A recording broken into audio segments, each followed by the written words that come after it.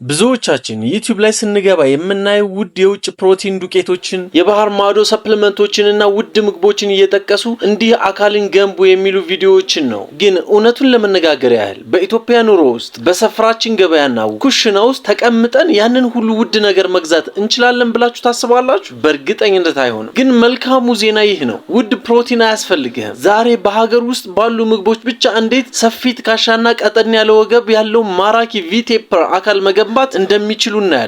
አብራችሁን ቆዩ። ጡንቻ ለመገንባት ሁለት ዋና ነገሮች ያስፈልጋሉ። ፕሮቲን ለጡንቻ ጥገና እንዲሁም ካርቦሃይድሬት ለኃይልና ለስልጠና ጉልበት። እነዚህ ነገሮች ከውጭ ሳይሆን ከኩሽና በቀላሉ ይገኛሉ። አንደኛ፣ ጤፍና እንጀራ። ጤፍ እጅግ ድንቅ የሆነ የብረትና ጥራት ያለው ካርቦሃይድሬት ምንጭ ነው። በሰፈራችን ጂም ውስጥ ከባድ ብረት ማንሳት እንዲችሉ የሚያስችሉትን ከፍተኛ ጉልበት ይሰጡታል። ሁለተኛ፣ ሽሮ፣ ክክና ምስር። የሀገራችን ጥራጥሬዎች የተደበቁ የፕሮቲን ማዕድናት ናቸው። ጤናማና ርካሽ በሆነ መንገድ ለጡንቻ እድገት የሚሆን ትልቅ አስተዋጽኦ አላቸው። ሶስተኛ፣ እንቁላል በሁሉም ቦታ የሚገኝና ዋጋው አዋጭ የሆነ የተፈጥሮ ፕሮቲን ነው። በየቀኑ አዘውትሮ መመገብ በጡንቻዎቻችን ላይ የሚታይ ለውጥ ማምጣት ይችላል። ውድ የውጭ ዱቄቶችን ሳትገዙ በእነዚህ ምግቦች ብቻ ሰውነታችሁን ማስተካከል ትችላላችሁ። ግን እዚህ ጋር ምግብ ብቻውን በቂ አይደለም። ሰፊ ትከሻና ጠንካራ ቪቴፐር ቅርጽ እንዲኖረን ምን እናድርግ? አንደኛ፣ የላይኛውን አካል ማጠንከር፣ በትከሻና በጀርባ ላይ ማተኮር። በሰፈራችን ባሉት ጂሞች በመሄድ ዳምፒልና ባርቤል ማንሳት ወይም በቤት ውስጥ ካሊስቴኒክስ ፑልአፕ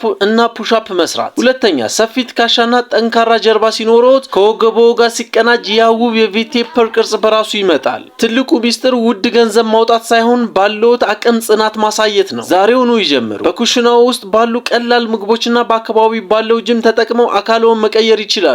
ይህ ቪዲዮ ከጠቀመዎት ላይክ ማድረግዎን አይርሱ። ለሌሎች ወዳጆች ሼር ያድርጉ። በቀጣይ በምን ሐሳብ ላይ እንወያይ? ከታች ባለው የኮሜንት መስጫ ላይ ጻፉልኝ። መልካም ጊዜ። ቻው።